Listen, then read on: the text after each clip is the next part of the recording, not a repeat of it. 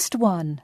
You will hear a number of different recordings, and you will have to answer questions on what you hear. There will be time for you to read the instructions and questions, and you will have a chance to check your work. All the recordings will be played once only. The test is in 4 sections. At the end of the test, you will be given 10 minutes to transfer your answers to an answer sheet. Now turn to Section 1. Section 1. You will hear a conversation between a clerk from a moving company and a woman who wants to relocate to the United States. First, you have some time to look at questions 1 to 6.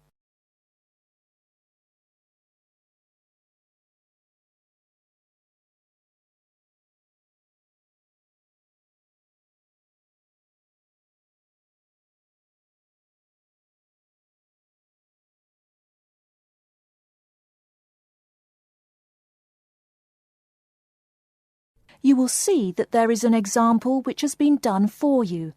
On this occasion only, the conversation relating to this will be played first. Good morning, ma'am, and welcome to Australia's Moving Experience. How can I help you? Well, I hope you can help me. I'm so up in the air right now.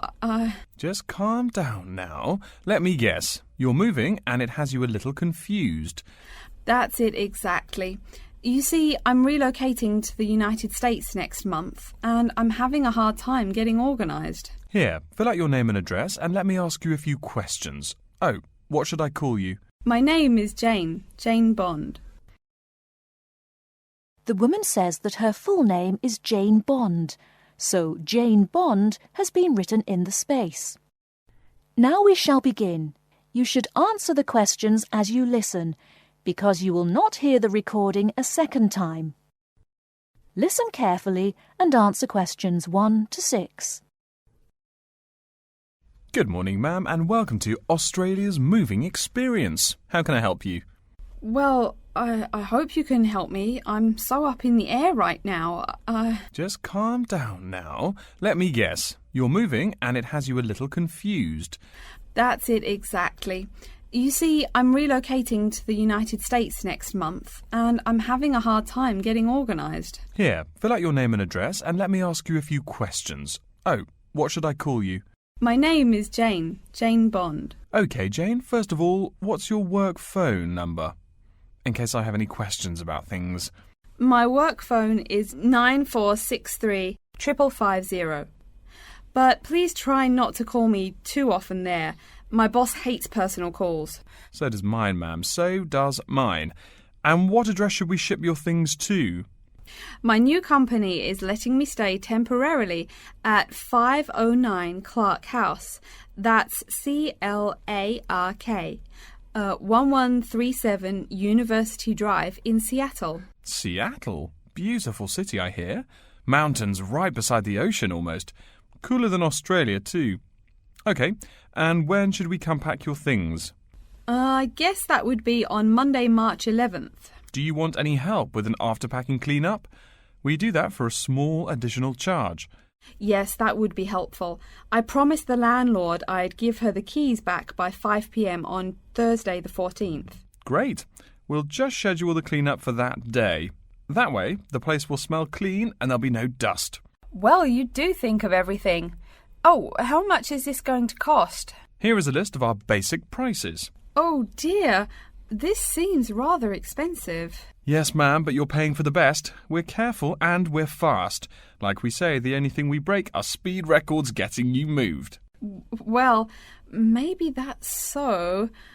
Oh, I nearly forgot to tell you. I don't want my furniture shipped with me. I won't be looking for an apartment till after I arrive in America. Would it be possible to put my furniture in storage here for a month, then have it sent along later? Of course, we do that all the time. A couple of other things. Here at A Moving Experience, we try to pack your things logically. We don't just throw stuff in boxes.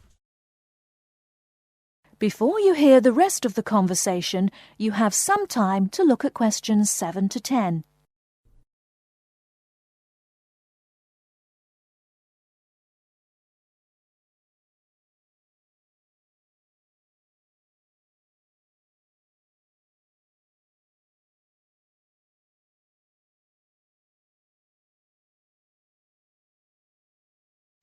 Now listen and answer questions 7 to 10.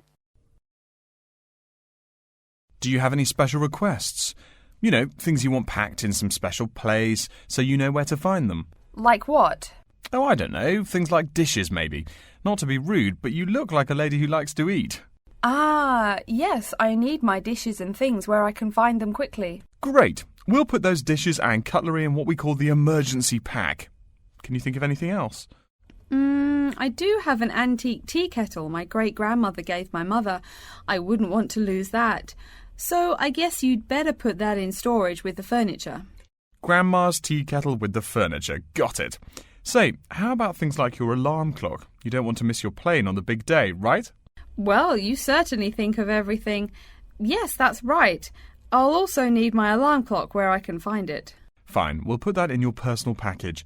And of course, we'll give you a list of where we pack everything. So all you'll have to do on Thursday the 14th is grab your luggage on your way out the door. I couldn't help noticing the new CD player you're carrying.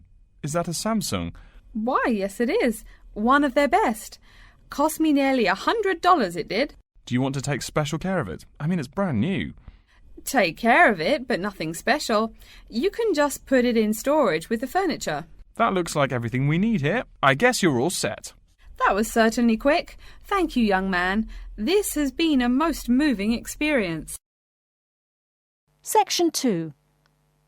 You'll hear an introduction to a conference on computer system language learning. First, you have some time to look at questions 11 to 16.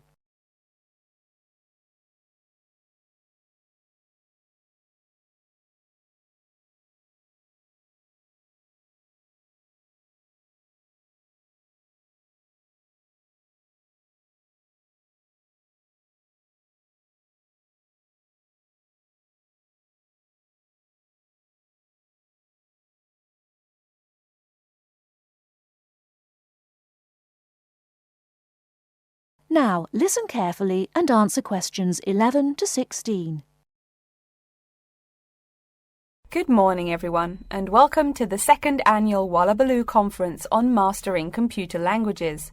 I hope you all had a good trip. Before we get underway with today's program, let me fill you in as to what's on tap for tomorrow, Sunday, February 19th. At 9 a.m, right here in the main hall, we'll be hearing a lecture from Dr. John Smith about computer as teacher.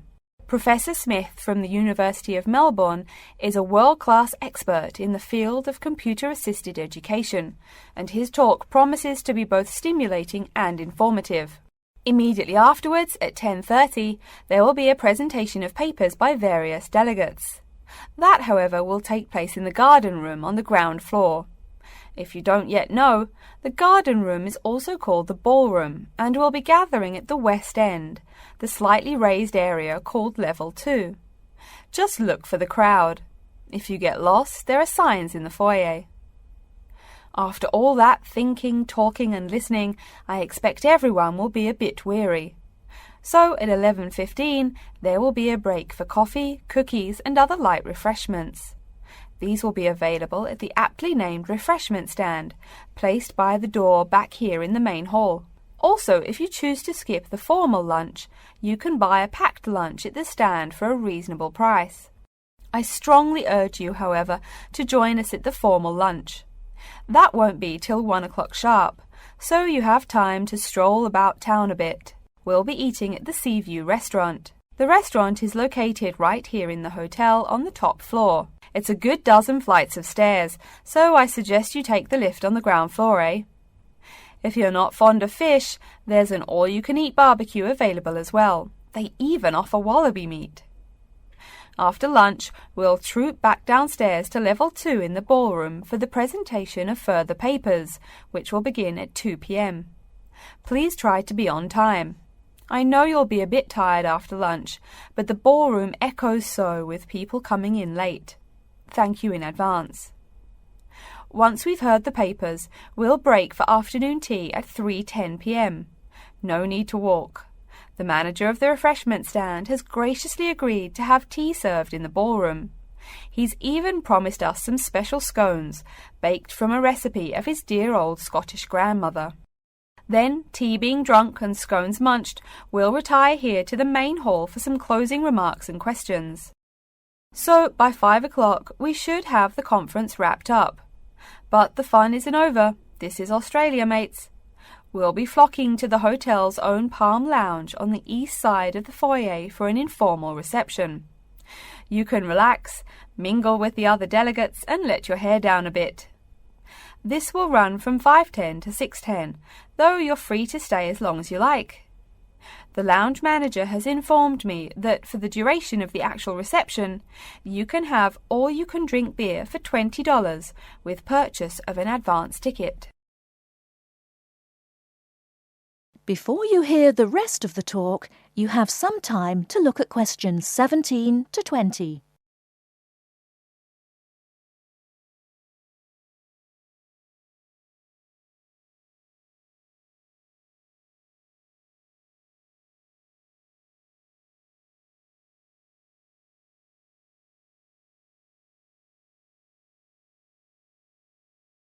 Now listen and answer questions 17 to 20.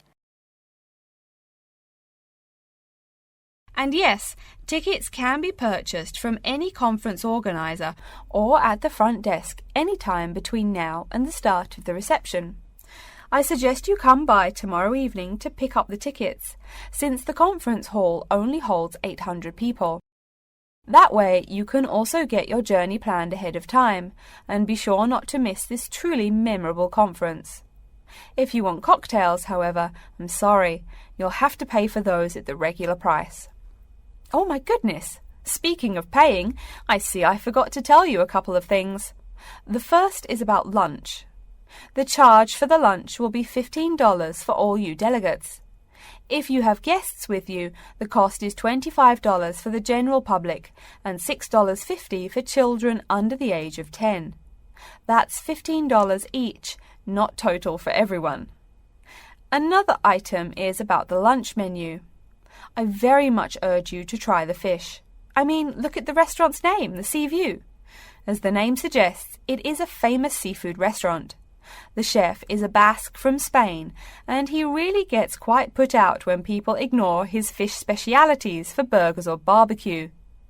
If fish isn't your thing, though, try the steak. He makes an exquisite filet mignon topped with blue cheese and mushrooms. Finally, if you'd like to buy a ticket, you can have both lunch and unlimited beer for $35. I should have mentioned that earlier, but I am a bit forgetful. Maybe I should avoid the beer after the conference, eh? Well, I've said my bit. Are there any questions? That is the end of section 2.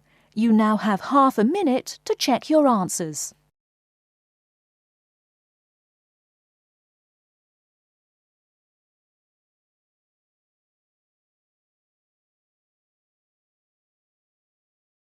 Section 3. You will hear a student called Tina asking Professor Van Diesen for advice on choosing courses. First, you have some time to look at questions 21 to 26.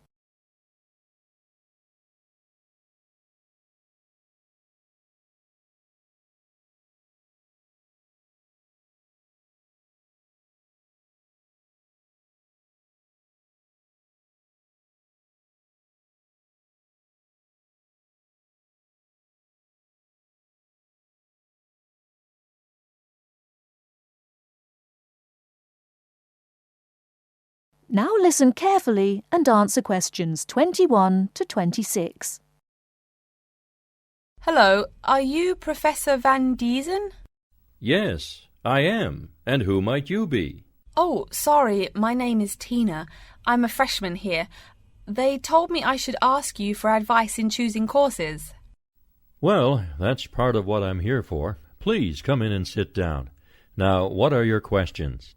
I almost don't know. Everything is so confusing. Like, what is a specialized course? Oh, easy. A specialized course is one that is compulsory, meaning it's a requirement for your major and regular, so you can't place out by taking a proficiency exam. That sounds pretty strict. Then what are all these general courses? I seem to have to take so many. Nothing to be alarmed over. These are courses open to all students and not directly related to your major. The university offers these general courses to choose so that you can become more well-rounded individuals. For example, I see you're a microbiology major, so it might be a good idea to take some literature or history courses so that you can know something besides all science. You mean these courses are like for fun? That might be one way to look at it, but don't tell the literature professor such a thing. Think of a general course as the opposite of a specified course. A specified course is one that pertains directly to your major. So, can I take any microbiology course I want? Let's see. Oh, those courses used to be open to microbiology students only. The good thing is now it's open to students on a flexible schedule, so it's not only for full-time students. So the answer is yes, if you have the instructor's permission. May I ask you why you chose microbiology? Well, I also like plain old biology too. You know, full-size animals. I might even become a veterinarian. Could I take some biology classes? Well, they are open to full-time students only, which I believe is what you are. I don't know how a freshman would get along with microbiology, though. I mean, most of the students presently looking into it are from off-campus. Off-campus? Yes, you know, people who use it in their work at hospitals, laboratories, even a police detective. Why did you choose microbiology, if I may ask? I don't think you quite answered that. Well, eventually I want to be a doctor. At least my dad tells me so. If I may say so, young lady, you seem a little uncertain. Still, I think that might be a good idea for a career. Of course, if you're thinking about being either a doctor or a vet, you should take some medical science classes before you even think of applying to med school. Great! What should I take? There is one small problem. The new medical sciences building is under construction, so there are no experimental facilities available until next year. I'm afraid you'll have to wait, but don't forget to take those courses at the first opportunity. Oh, bummer. Is there any other course you'd recommend for someone like me? Well, since you seem to like animals, have you ever thought about looking into environmental science? No, I never really thought about it before. Is it worthwhile? Quite. In fact, it's the fastest-growing subject on this campus. Before you hear the rest of the talk, you have some time to look at questions 27 to 30.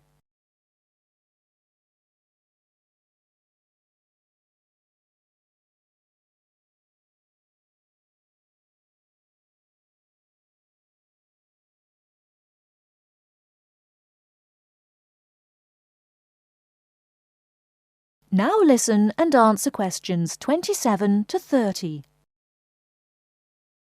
I'm sorry, I couldn't help noticing the long list of classes you've written out there. May I have a look? Oh, sure. Medical science, statistics, laboratory techniques, medicine, mathematics, computing. My, a bit of everything here. Is it too much? For your first semester, yes. What I suggest is starting out by taking the compulsory courses. Like we said before, the medical science can wait. Consider taking that in your sophomore year. I think I'd put off computing, too. I recommend to all freshmen that I talk to get the compulsory mathematics out of the way as early as possible, so take that one. It'll be one less difficult course you have to focus on when the science lab opens next year, and you have to catch up on classes like laboratory techniques. Your major also requires statistics, so you have to balance 2 math classes, and no doubt you should take that. Otherwise, get your required medicine course out of the way by taking something theory-based. Oh, of course, and your environmental science class, if you're interested. The others can wait, though I think computing is definitely a good idea, even though it's not required. I see, too, on your paper there you seem to have had high marks on the entrance exam. Yeah, I guess so. Don't be shy. Have you thought about applying for a scholarship? Do they have any? I mean, my dad is always complaining about how much money it costs him. In your department, there are actually 3 full scholarships available. They cover tuition and provide $1,500 cash. $1,500 cash? Party! Please, miss, the money is intended more as a textbook allowance, not party money. If you promise to behave, I'll show you how to apply.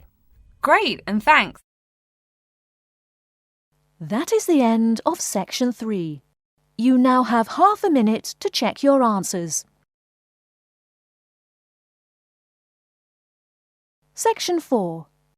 You will hear a lecture about how to choose flooring materials. First, you have some time to look at questions 31 to 40.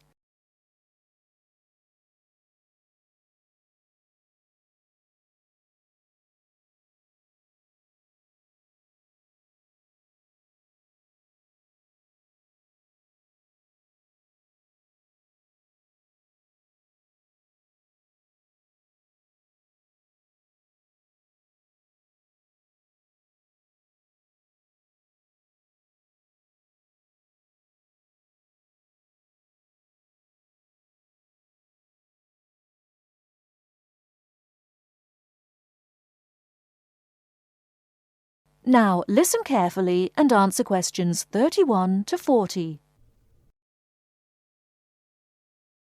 We've been talking about choosing building materials in the last week. Now, a great many factors influence the choice of building materials. You can't make a house of cards, right? And people who live in glass houses and all that. Anyhow, today I'd like to say a few words about flooring. Some artificial materials can be used, like plastic for instance, which offer mixed blessings when used as a flooring surface. On the one hand, plastic is cheaper than nearly any other alternative, short of bare ground. Plastic also does not warp like wood. On the other hand, the best that can be said about plastic is that it looks like wood or stone. However, it cannot replace the real materials. As I have mentioned, I'm fixing up a new house. The decorator my wife hired told me plastic does a great job of looking exactly like plastic. Besides, it scratches easily, fades or discolours, and starts cracking within a year or two. So, if you're fitting out a sleazy hotel or plan to live in a trailer park, go with the plastic. Really though, for all intents and purposes, this leaves us with wood or stone as choices for flooring. Stone and wood are alike in at least one respect. Both go through processing before they can be put to use. Since few of us cut our own lumber or quarry our own stone, this is not perhaps a pressing concern. Still, do-it-yourselfers would do well to remember to buy only properly seasoned wood. Unseasoned wood warps, and a warped floor quickly becomes firewood, and its owner quickly becomes poorer. Likewise, except for dull-hued materials like slate or sandstone, most stone floors are polished before installation. The choice goes well beyond just wood or stone. Each type requires many further considerations. A few special remarks are called for when considering wood. For example, as always, aesthetics, personal taste, and layout all play roles, as well as the type of house or room. Oh, and certainly don't forget the cost. When it comes to cost, a rule of thumb is that the softer and less exotic the wood, the lower the cost. In the US, for instance, pine is both ubiquitous and cheap. Mahogany is imported and exorbitantly expensive. If you're on any kind of budget when remodeling, it's really helpful to remember to go for the softer woods. Aside from cost, there are still lots of different factors that are important in choosing the best flooring for the job. Continuing with the example of wood, one must consider the effects of each type of wood on the mood of the room. When selecting the best wood to use, particular attention needs to be paid to its grain patterns, texture, and colour. In rooms where relaxation or deep thought is the aim, say bedrooms or the study, dark, strong-grained woods are the rule. Here, the grain ought to match the furniture for a feeling of homogeneity. In rooms where activity and motion are typical, the dining room or living room, lighter, finer-grained lumber is more suitable. In such a setting, the wood grain might be useful in offering a contrast to the furniture. This leads to a feel of subconscious excitement in keeping with the room's function. In either case, though, consult a decorator. It is a decorator's job to know what materials to use to fit the function of the room. Though some things about putting together a room are subjective and based on one's individual taste, materials appropriate to a room's function are much more straightforward. A decorator takes the needs of the customer and uses a mathematical formula rather than subjective words. Since feelings vary from person to person, verbal descriptions of wood types tend to be ambiguous. You want the wood you select, not something approximate. And if you do decide to do it yourself, remember that all wood must be treated with preservatives to enhance its appearance and preserve its natural beauty. In the case of stone, or quarry tile, as flat-cut flooring stone is properly called, a new set of considerations must be weighed up. Simple colour aside, the degree of reflection must be kept in mind. This is called the reflectance rate, which is expressed in a number between 0.0 and 1.0, depending on the amount of light it reflects. At one end of the scale is polished silver. At a rating of 1.0, this shiny surface reflects nearly all of the light directed at it. Numbers closer to 0 describe materials that absorb more light. Moving down the scale a bit, we see that plastic that has been painted white has a rate of 0.8, which makes sense.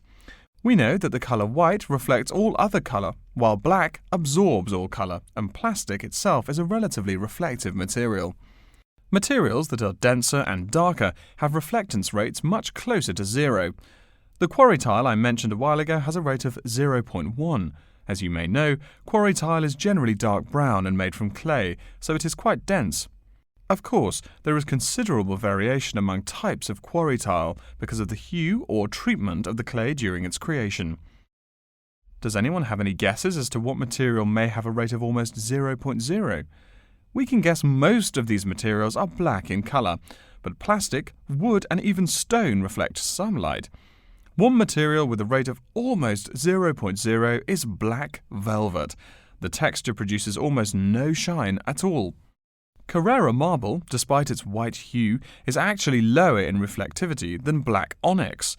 In any case, the fact that tiles vary somewhat should not be forgotten. A highly reflective floor would not be suitable in a library. It would be indispensable in a ballroom, should your home be large enough to feature one. Again, a rule of thumb is that light means lively. Since form and material follow function, one should only use the more reflective materials in rooms where the cultivation and expression of energy is important. Bear in mind, too, that most types of stone cost more than all but the rarest of wood. Of course, there is no reason why some rooms of a house should not feature wood floors or other stone tiles.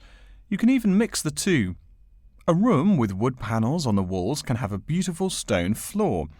My bedroom has white birch walls and a light blue slate floor. The place looks like a Russian hunting lodge. Remember though, go with what feels right for you. Good taste and the laws of interior design are the homeowner's servants, not his master. It's only beautiful when you decide it is. I mean, you're the one who lives there, not the decorator, right? Okay, are there any questions? That is the end of section 4. You now have half a minute to check your answers.